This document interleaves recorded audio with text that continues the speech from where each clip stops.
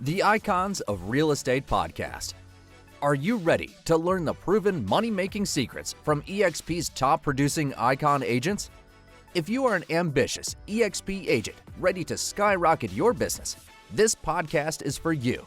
Tune in every week with your host, Tomasz Fonseca, and find out how to implement proven strategies to 10 times your eXp business, from $3 million to $30 million in just 12 months. Brought to you by the Masters in Real Estate Marketing, Arter SEO. Hello guys, welcome to another episode of the Real Estate Masters Summit special series. This is going to be the eXp Realty mini-series podcast. With us today, we have Mark Pattison. He has been licensed since 2015 and he's based out of San Diego, where he started on his own. He's the founder at PorchLight, powered by eXp Realty. And Mark has expanded already to 4 states, maybe even 5. We'll find out real soon. He has a team of 85 agents enlightening his porch, bringing light to his porch. And additionally, Mark has been recognized as one of the top 1% of realtors by the San Diego Association of Realtors every year since 2015. And in just 3 years, Mark went from 65 mil a month to earlier this year, 65 mil a year to 65 mil a month just earlier this year. So I'm not sure how more enlightened can your porch be, but we'll find out in this episode. Welcome to the show, Mark. Thank you for having me. So how many states is that then? We're definitely in, so I have a couple different versions of my team. So I have teams that I own in Houston, Texas, Las Vegas, Nevada, Orange County, LA, Riverside, which is all Southern California, and San Diego. And then I have expansion brackets in Austin, Texas, Phoenix, Arizona, Jacksonville, Florida, and Bay Area, San Diego. So if you count all the expansions, I think it comes to like 5 states total. But I'm not trying to actively pursue that. It just kind of naturally happens through friendships and growth. But yeah, we're in 5 states right now. Yeah. If it naturally happens, go with the flow. Exactly. Okay, Mark. So usually we start this podcast with your real estate journey. So tell us about it. Spare no details. Yeah. So I started out, I was actually living in Chicago, and I don't know if you've ever been to Chicago, but it's very, very cold. And I said, I'm never going to spend another winter here again. I had done 1 winter. And so I quit my job and I said, I'm going to move to Southern California and become a real estate agent. So I moved to San Diego. I didn't know one person. I didn't have a car. I didn't have any money. And I got my real estate license about 6.5 years ago. And since then, I started out as a solo agent. Day one, I was in the office just listening to people talk. And I'm like, man, these people sell 24 houses a year. How the heck do they get there? And I was just thinking like how insane that was. But then I would watch YouTube and I would find people that were selling 400 houses a year. And I'm like, all right, where's the disconnect? How are these people selling 400? Obviously, it's through teams. And then I found out through coaching, a guy named Tom Ferry. I signed up for a class called By Design. And it's basically like an evergreen course. It's 10 weeks or something. And it tells you how to basically create your real estate career by design. It was $297 and I charged that bad boy. So I think my credit card debt was maybe at like $70,000 at that point. I was a yes person. So I said yes to traveling everywhere. I've been to 72 countries before real estate. So it was always like, let's just charge it. Let's go. It was a lot of fun, always making sure I had the best of the adventure. And then when I realized, I was like, I think I need to join a team. So I joined up with a team after hearing from everything on Tom Ferry about how much teams are basically taking over. And it's true. When I went on a team, my career just like took off. I was already doing super well, but the team just aligned me with being able to basically just like meet up with clients, put them under contract, go get the next client, put them under contract. And it was just more of a system. And so I decided to start my team from there. I launched PorchLight 5 years ago on December 5th, I believe. So we're almost at our 5-year anniversary and we're now at 80 something agents, 85 to maybe 90 agents, depending on, between Houston, Las Vegas, and San Diego, majority of them being in San Diego. Nice. And how did you get the name PorchLight? I was doing a bit of wordplay with that, but how did you get that name? It was my friend's husband who does not work in real estate. He was like, what do you think about this? And I was like, I love it. So that's how and we're still really good friends today. So I was actually just with them last night, and I was texting my business. She is my business partner now, and then he works in the marketing department of it. So okay, just make sure he or she signs a NDA agreement so he doesn't sue you in the future for profit. I don't care. Let him sue me. I always believe in bad karma. No, Yeah. he already gave it to me, so it's okay. Great. And yeah, do you still continue your traveling culture, or more staying around California now? I'm going to Greece tomorrow. Oh, So, yeah. Yes. So I'm going to Greece tomorrow morning. Our flight leaves at 6 a.m. And then I'm going to be going to London on the way back to go to a play. So we're going to go to London for one night. We extended our trip there just to go to the West End and go to a play there, and then going to fly back. Then going to Nashville for Tom Ferry. So I'm still in Tom Ferry coaching. Nashville is where they do a team event this year. So it's where all the teams come together. And then I'm going to Portugal and Denmark in November, and then Quebec in December for Christmas. So amazing. And always. Yeah, I kind of hate you a bit right now. So let's stop talking about traveling. all the W-2 employees that work for me. So everyone that's like a admin or staff member gets unlimited vacation for my company. They get healthcare. They're all making very good money compared to the industry of what their job would be somewhere else. So I take care of my people because I figure I never wanted to be pinned down. I never wanted to have to work for a corporation where I only got 2 weeks vacation a year. So why would I want to create a corporation that does that to people? So that's how I kind of created my group at PorchLight. Yeah, and I'll send you my resume at the end of the call, okay? But yes. But yeah, let's leave that to the end of the call. You're already upselling too much. An agent, let's try to tell them first a bit some value. But yeah, a lot of good conditions there. And yeah, I don't know if I told you before, but I am in Portugal right now, working remotely. So maybe we can grab a beer or two. Yeah, so, I'll be in Lisbon and Porto. I know those places for sure. Yeah, I'm in Lisbon. Perfect. Great. So back to real estate, back to EXP. So you had a lot of options when looking at brokerage before you chose EXP. So my question is, why did you choose it? Yeah, so looking broker to broker, every brokerage to me is essentially the same. It's a place where you hang your license. If you need a question, you call your broker. EXP has that available, but EXP also offers something a little bit different, and that's the collaboration environment. So your traditional brick and mortar brokerage, not particularly naming, but like Berkshire Hathaway, KW, you got your offices, you walk in, you would think that you would feel more connected at those places to the people in your office, but it actually is the opposite. I've never felt more connected when I'm at EXP. So meaning the collaboration, we get to share and we get to you're incentivized to help out. For example, every Monday, I have a call with my higher ups at EXP. So it's like my upline. They share everything that they're doing for their success.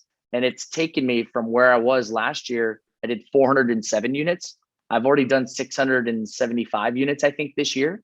So you have that sharing mentality. You're going to learn something. If you surround yourself with good people, you're going to progress. And EXP in my group has some amazing people. We lead with production. It's not about the recruiting. The recruiting is just the cherry on top. The rev share, all that stuff isn't why I joined. I joined because I wanted to figure out how to run a team and a business, like a real business.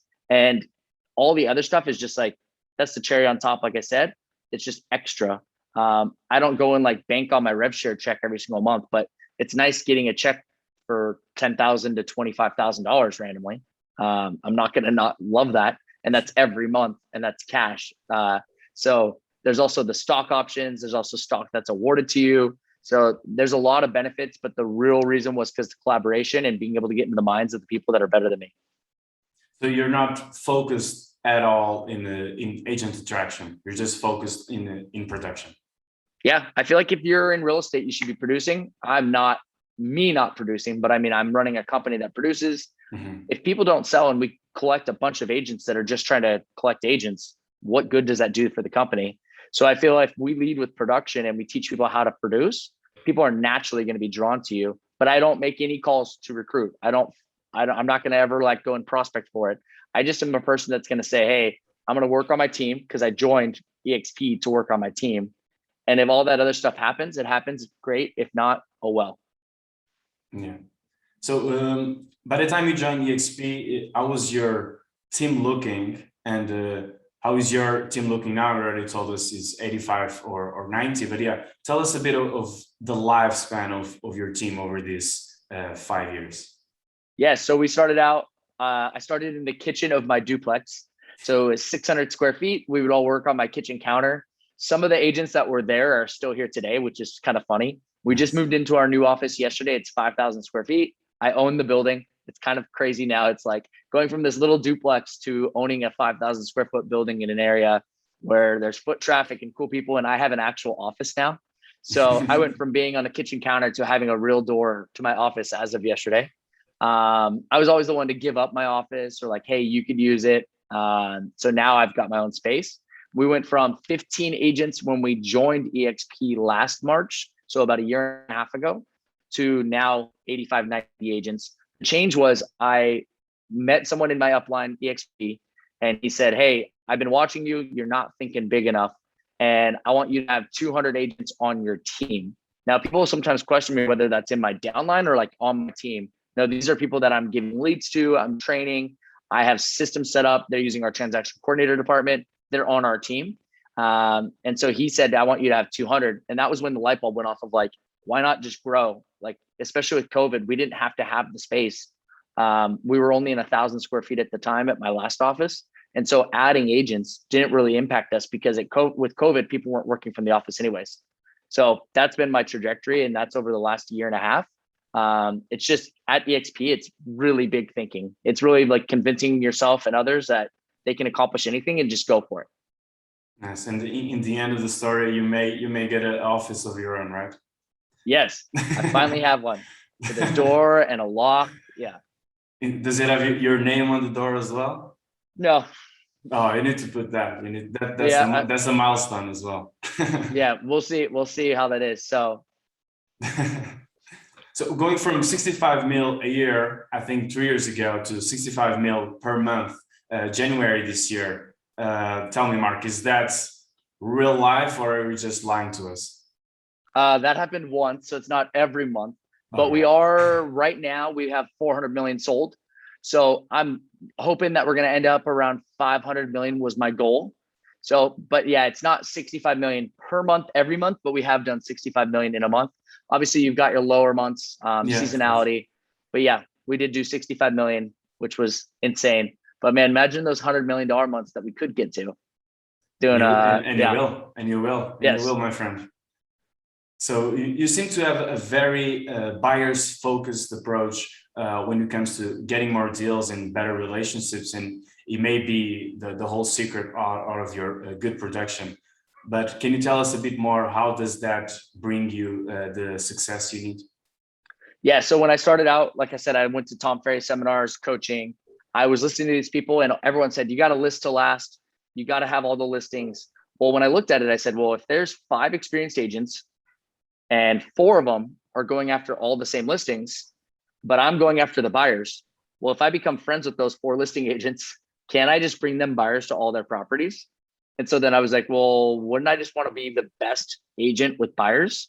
Because every transaction has 2 sides. So we started doing that. And a lot of it was online lead generation. And everyone always talks about, how do you generate more seller leads? How do you do online leads for sellers? It's nearly impossible because of farming. Farming's expensive, so are online leads. But I've always just been the more online lead generated. Remember, I started my team my first year in real estate. So I worked with more buyers, a lot more buyers than I had ever worked with sellers when I started. So it was kind of, I fell into it, but then I realized like, wow, this is actually working. And then all of these buyers we're staying in touch with. So we're getting the listings, 2-3 years later. So now it's just going, making us jump double every single year because we're getting so many listings. Mm-hmm. And when you sell San Diego, when you sell on a listing, usually they leave the state. Yeah, exactly. So here we got a clientele that's close to us. We're doing a happy hour on September 21st or October 21st at our office. So all of our past clients will come to it. So it's a big thing for us.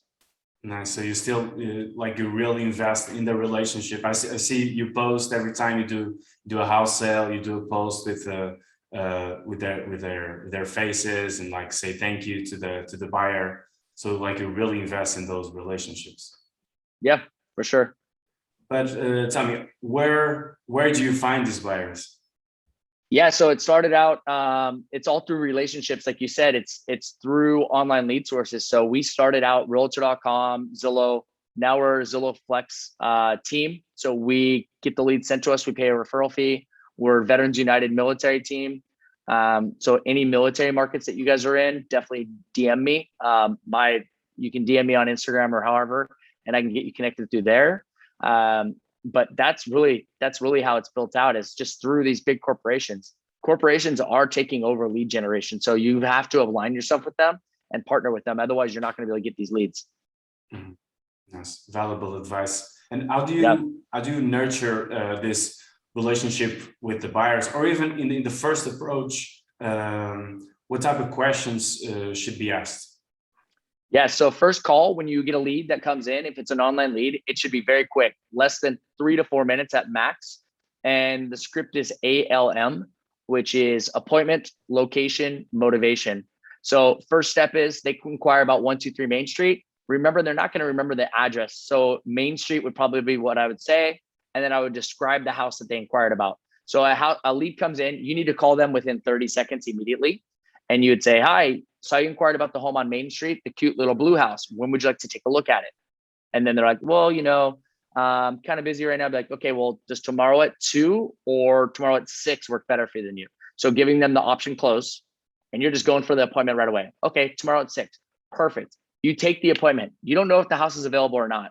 You'll figure that out later, but go for the appointment immediately. Then you're going to go and do motivation, which is you're going to say, hey, or I'm sorry, you're going to go into location, which is, hey, so what about 92104? Or what about this area? Is it the school district? Where are you going to be working? Where do you live now?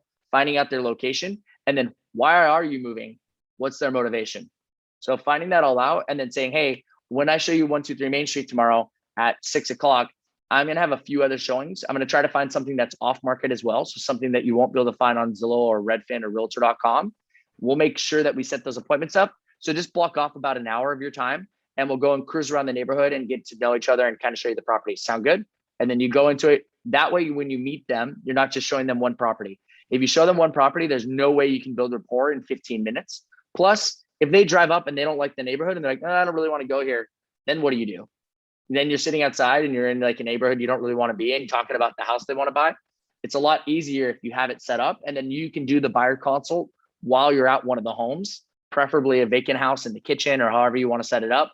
We don't make the client come to us for the buyer consult.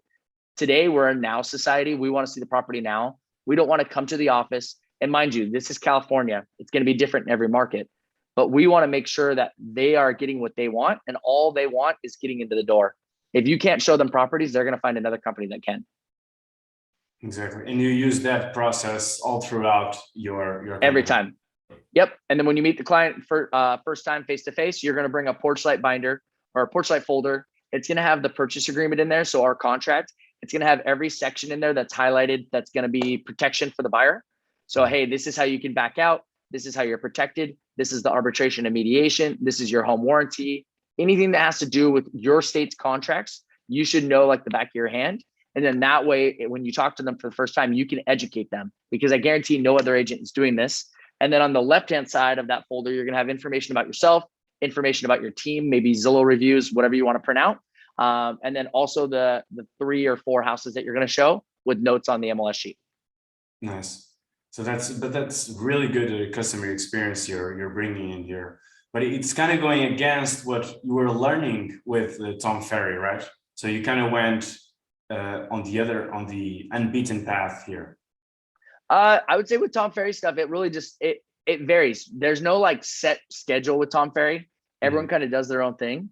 But there was like, hey, you got to work with listings, you got to do this. And I honestly, we get listings. Listings are great, they're fantastic, but they cost a lot more money too. So on the buy side, we can then convert, many more leads, and we're good with that process. And we're good friends with all the listing agents that it works out. And so to have success as a buyer's focused agent, you kind of have to niche down, like you said it yourself.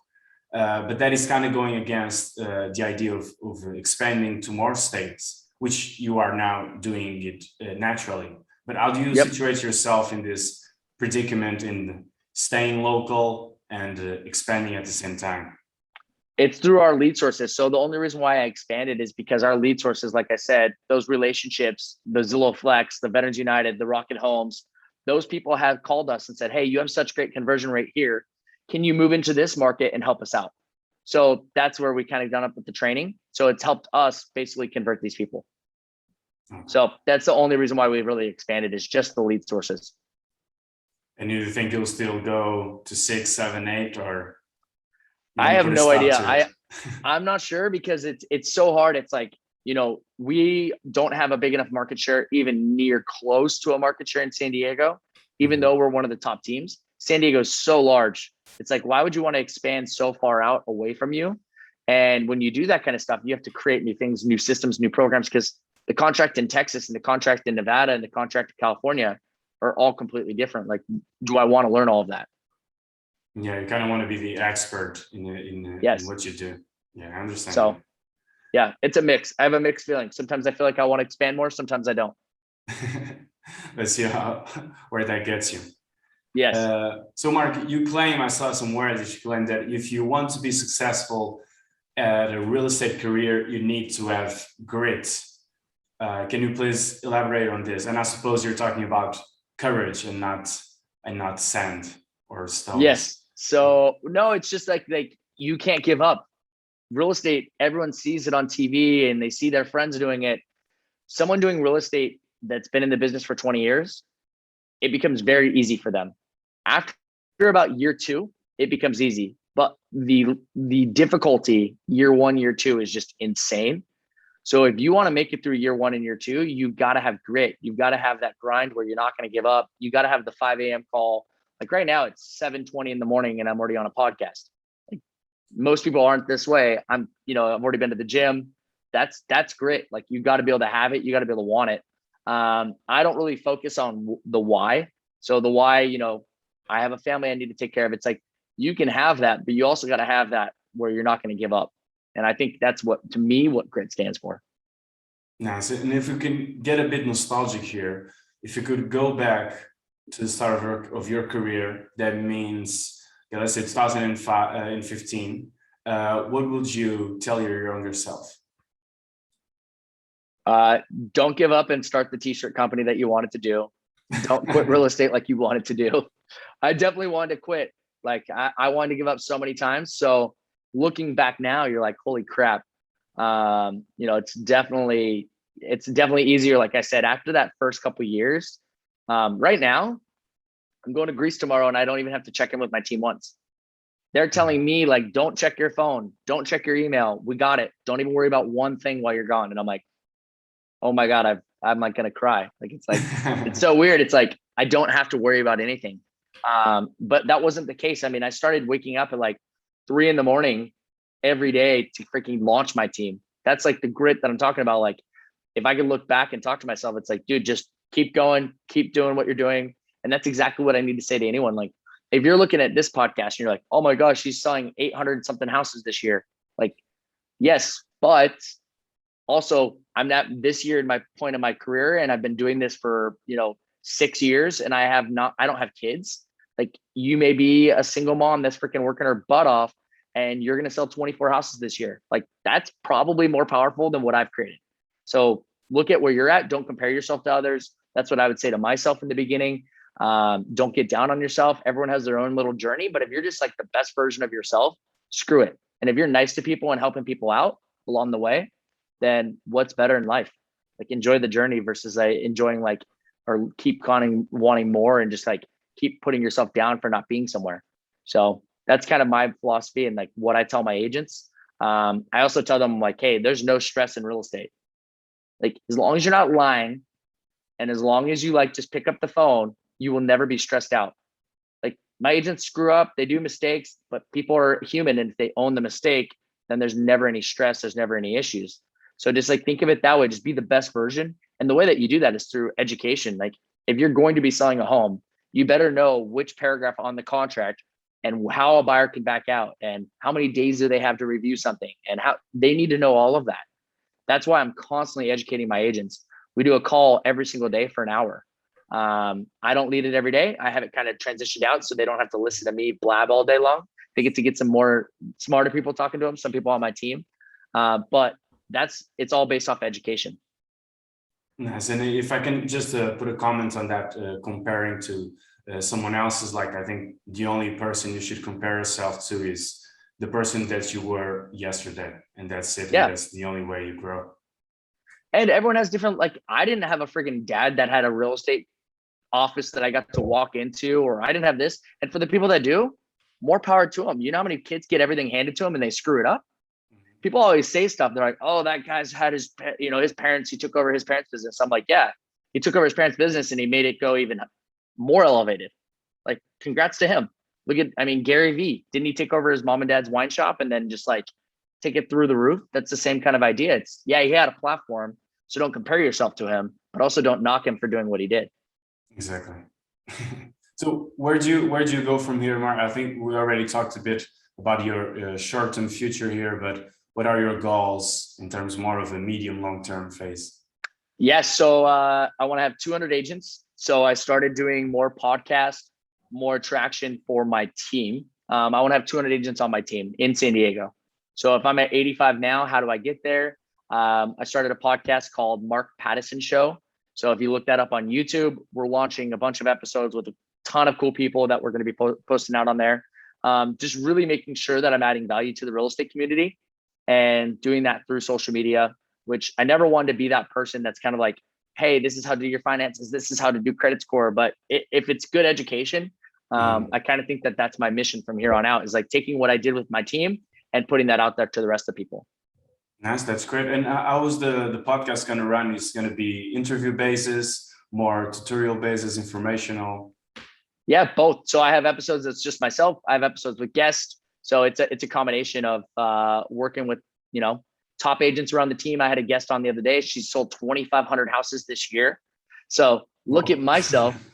I'm freaking selling 600 and something so far this year. And then I look at her and I'm like, man, she's a badass.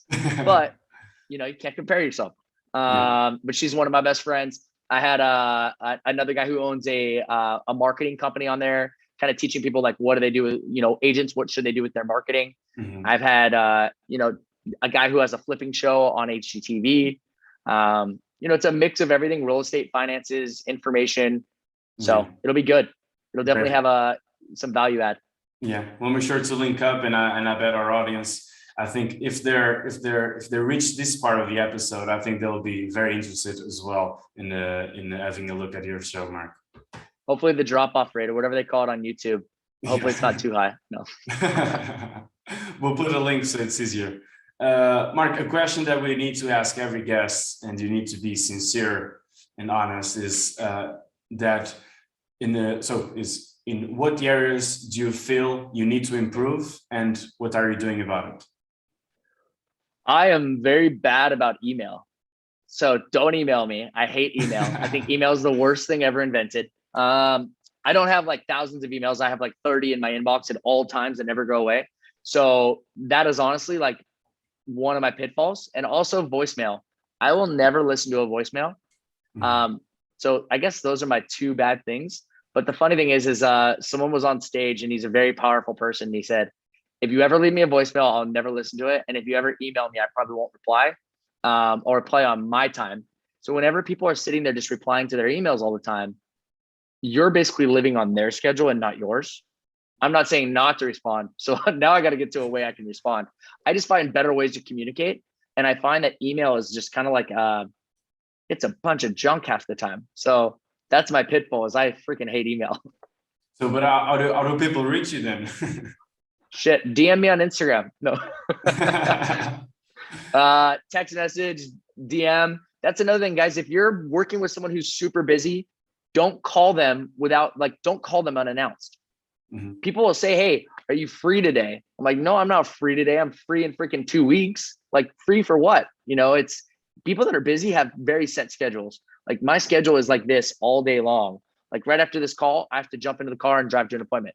I don't have the free second to kind of chat. So all my agents, if they ever have to reach me, which we have kind of levels of like how they can reach me, they shoot me a text and be like, hey, you available for a call? That's more like, hey, I have a situation that I can't wait, but we always say that real estate can wait. Just always text someone who's busy first. Be like, hey, can we set up a call? Or you're free to chat in 10 or whatever the situation is. But if you just call randomly, more than likely, they're not going to be able to be available. That's fair enough. But even on Instagram can be a bit hard because that's since I've been on this call. That's since I've been on this call. How many I have that many text messages coming through. Yeah. So bam, bam, bam. Yes. But with Instagram, like if you text someone big, like you would go on the pending messages, like you won't be on your inbox yet. So that's I'm not that big.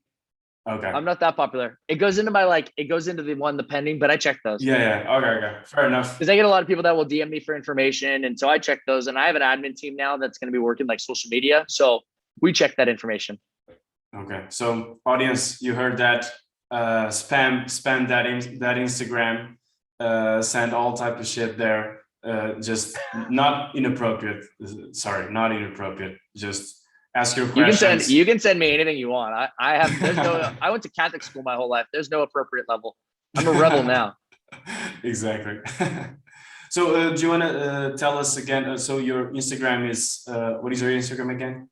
Mark Pattison Show. So Patterson is something that's common name. Mine is Pattison. So Mark Pattison. So if you type in MarkPat, it should start to generate on your Instagram. Going to have a TikTok. I'm 36, almost 37. I feel like I'm too old, but I'm going to have these youngins that I hired to help me out. We're going to figure all that out. And then the YouTube is really launching. We've been building that up for the last month. So if you follow on Instagram, you can see a link tree and it's going to have all the information for YouTube. You can find it on YouTube as well for the show as Mark Pattison Show. Great, Mark. And thanks for coming. It was a pleasure here. Thanks for all of the value and the advice on the buyer focused approach. And I wish you the best. For sure, man. And we'll have drinks in Portugal. And remember to everyone, stop comparing yourself to others because there's always going to be someone better than you. And there's always going to be someone worse than you. So just keep doing you and don't ever focus on that stuff. But we'll hook up in Portugal, man. Amen. Bye, man. Yes. See you. All right. Later, man.